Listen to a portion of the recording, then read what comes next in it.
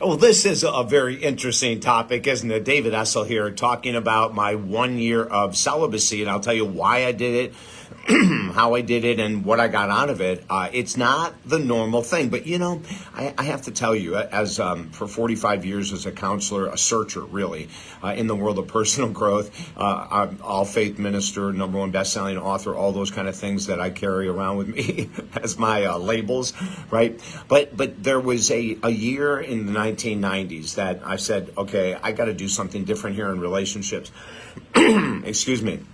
And I had just gotten out of a relationship, or I was on my way out of the relationship, and we had been together for a couple years, and I was starting to see patterns in my relationships that I wasn't happy with. So I went to one of my other therapists, who's a friend of mine, and I said, "Hey, do you want to, do some training, some cross training? I know that you had contacted me about 2 weeks ago to do some things with you and your husband. I'd love to help you, and could you help me with this?" And she said, "Absolutely."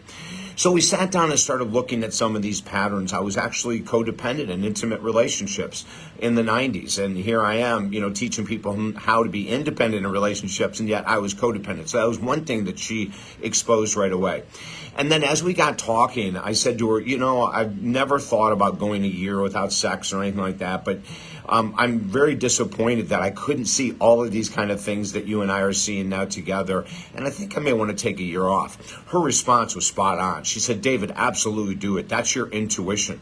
And because you're a very sexual guy and a very intimate-oriented guy, it could be difficult, but it's going to be worth it. And you'll learn some things about yourself that you maybe don't know right now." And it was an incredible year, because most of the time my relationships had a lot of intimacy in them, which is really healthy because that was my drive and their drive, right? But there was still things not working, and I had to figure out what was it on my side of the equation. And on my side, when I took this year off of dating, of relationships, of intimacy, I found what my other therapist friend had told me, that I was really trying to save women. I was really, and it's what most of us men try to do, quite frankly. I'm no different than the average guy. We would think that I would be able to spot these things within myself, but you can't see a lot of times your own errors, your own blind spots. I mean, that's why I go to other therapists, and that's why we encourage people to use a counselor or a life coach or a therapist to help you move forward.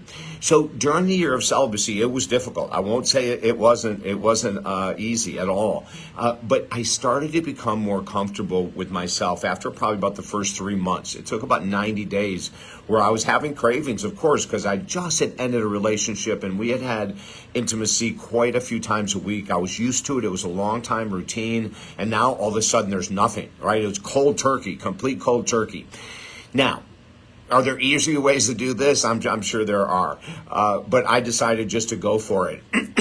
And at the end of it, not only did I see my codependent ways and my desire to save women and all those things that are so unhealthy, not just for me, but for women as well, is that I saw that I could do something I never thought I could do. I had planned in one time of going into the monastery and becoming a monk.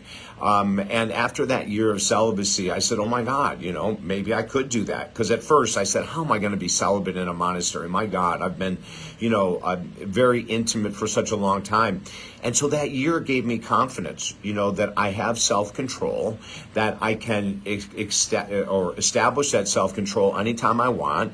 If it worked in the world of sexuality, oh my God, it should work in the world of anything at all, whether we're trying to cut back on drinking or eating or pot or nicotine or social media, right? It's all about discipline, about willpower in the beginning. And then once you get that discipline and willpower going, then it just becomes a natural part of who you are.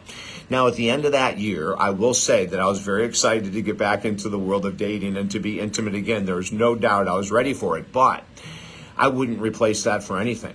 I mean, there's so many things I've done in life that are different. Like I spent time in a monastery and felt that it just wasn't right for me, a little too rigid, a little too many rules for David Essel anyway. It doesn't mean that monasteries are wrong. I just have to find something that is more of my type. And I found this whole program about becoming a secular monk. So now in the secular monk program, you can have intimacy, you can have children, you can do whatever you want to do. But a lot of the work is serving the world, obviously, right? So Anyway, I wanted to share this, and you may say, "Hey, I'm going to go be celibate for 6 months, or I'm going to, after I end this relationship, I'm going to be celibate for 3 months or 9 months, whatever." But I think it's a great exercise for self-control. I think it's a great confidence booster for you when you can make that decision if it's right for you. And I'm not saying that everyone has to do this, but it was absolutely the right thing for me to do because I learned so much about myself and the changes that I had to make before I went back into the world of relationships. Listen, if I can help you with any relationship stuff at all, go to talkdavid.com. 45 years doing this work. I absolutely love it. Have a beautiful, beautiful day. Remember, talkdavid.com.